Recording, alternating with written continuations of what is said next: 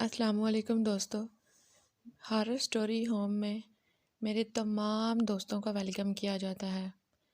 جنہوں نے میرے چینلز کو ابھی تک سبسکرائب نہیں کیا وہ بھی سبسکرائب کر لیں اور ساتھ بیل آئیکن کے بٹن کو بھی دبا لیں تاکہ میری آنے والی تمام ویڈیو میرے دوستوں تک پہنچ سکے۔ آج جو میں واقعہ آپ سے شیئر کر رہی ہوں، یہ واقعہ مجھے فیصل آباد سے مریم نے بھیجا ہے۔ چلیے سنتے ہیں انہی کی زبانی۔ میرا نام مریم ہے اور میں ایک فیصل آباد کی رہنے والی ہوں۔ میری ایک مختصر سی فیملی ہے جس میں میرے ماما، بابا، بھائی اور میں شامل ہوں۔ میں اپنے خاندان میں بہت زیادہ سگر لڑکی کہلائی جاتی ہوں کیونکہ میری ہر فن میں ماہر ہوں، چاہے وہ پڑھائی ہو، سلائی ہو یا کھانا وغیرہ بنانا، چاہے وہ نعت خوانی ہو۔ میں خوبصورت ہونے کے ساتھ ساتھ خوبصیرت بھی ہوں، ہمیشہ سب سے مل جل کر رہتی ہوں۔ میں ہمیشہ بڑوں کا ادب کرتی ہوں اور چھوٹوں سے پیار کرتی ہوں۔ میں اپنی تعریفیں خود نہیں کر رہی ہوں، سارے خاندان میں اس طرح کی باتیں میرے بارے میں کی جاتی ہیں۔ میں کچھ ماہ پہلے ایک شادی پر گئی۔ شادی ہمارے خاندان میں سے ہی تھی، سب خاندان کے لوگ وہاں پر جمع تھے۔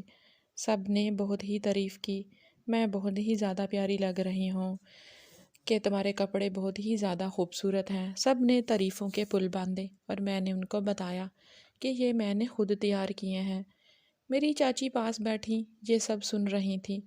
چاچی کی خود کی بھی بیٹیاں تھیں لیکن نہ وہ مجھ سے خوبصورت اور نہ ہی کوئی سلیقہ مند تھیں۔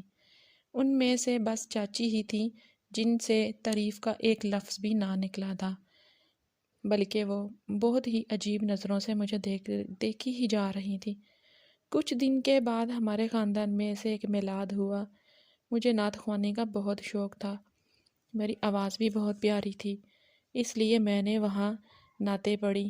ایک دفعہ پھر سے سب نے میری تعریف کی۔ سب نے کہا جس طرح تمہیں اللہ تعالیٰ نے خوبصورت شکل دی ہے اس طرح آواز سے بھی نوازا ہے۔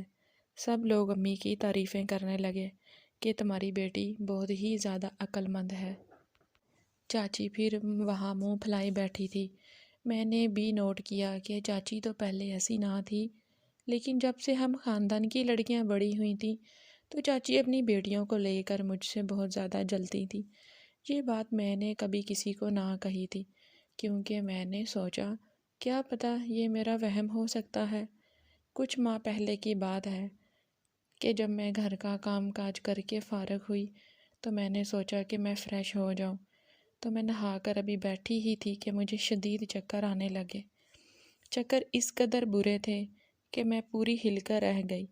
مجھے لائف میں کبھی اس طرح کے چکر نہیں آئے تھے۔ میری انرجی ایک دم آؤٹ ہو چکی تھی۔ مجھے اب تو اپنے پیروں پر کھڑے ہونے بھی نہیں ہمت تھی، بالکل بھی۔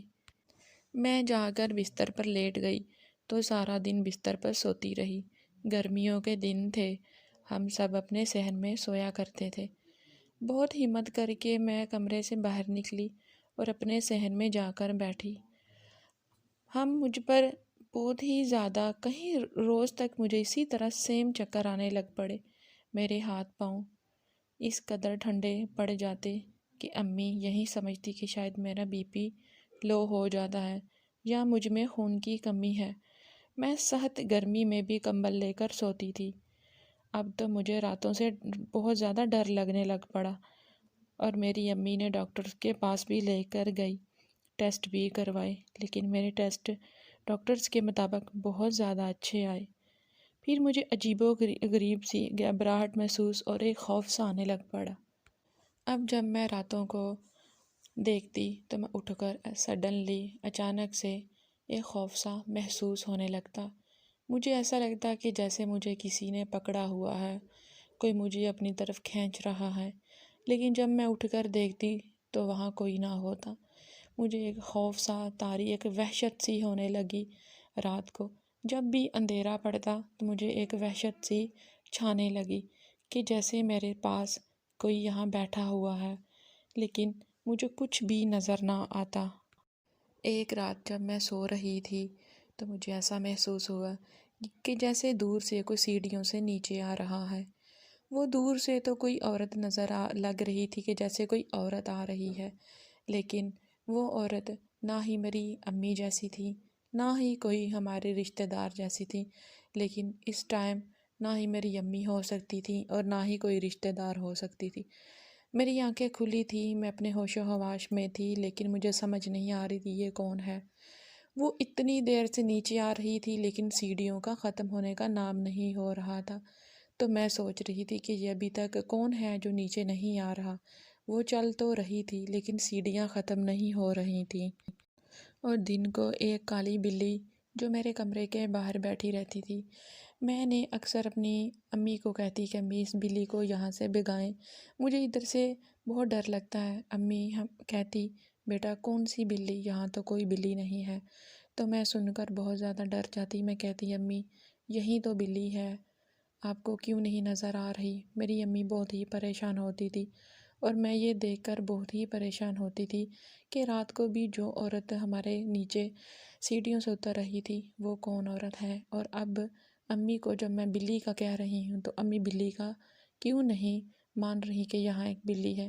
وہ بلی تو جانے کا یہاں سے نام نہیں لے رہی تھی۔ میں نے ہمت کر کے اس بلی کی طرف گئی اور بلی کو وہاں سے بھگا دیا۔ دن پہ دن میری حالت بہت ہی زیادہ خراب ہوتی جا رہی تھی۔ کبھی مجھے دن کو بھی وہ عورت نظر آنے لگ پڑی اور دن کو یا رات کو کسی بھی ٹائم ہر ٹائم میری چارپائی پہ وہ بلی بیٹھی رہتی۔ پھر ایک ساتھ والی آنٹی نے مجھے میری ماما کو بتایا کہ تمہاری بیٹی پر لگتا ہے کوئی کالا علم ہو گیا ہے یا روحانی بابا کو دکھانا چاہیے ہمیں۔ تو میری امی مجھے کسی روحانی بابا کے پاس لے کر گئی، تو انہوں نے میرے اوپر دم درود کی اور بتایا میری امی کو کہ تمہاری بیٹی پر برے اثرات پڑے ہیں۔ تو انہوں نے مجھے کچھ کلمات دیے جن کو میں نے باقاعدگی سے پڑھا۔ میں نے 5 ٹائم کی نماز پڑھنی شروع کر دی اور ہر ٹائم قرآن پاک کی تلاوت کرتی۔ اس کے بعد مجھے بہت زیادہ سکون محسوس ہو گیا اور آج تک مجھے کوئی چیز نے تنگ نہیں کیا، نہ ہی وہ مجھے عورت نظر آئی اور نہ ہی وہ مجھے بلی نظر آئی۔ تو کیسی لگی دوستو مریم کا بھیجا ہوا فیصل آباد سے یہ واقعہ؟ مجھے کمنٹ میں ضرور بتائیے گا۔ اور اگر آپ بھی مجھ سے کوئی واقعہ کوئی شیئر کرنا چاہتے ہیں تو مجھے واٹس ایپ پر آپ رابطہ کر سکتے ہیں۔ اب انمول کو اجازت دیں، شکریہ۔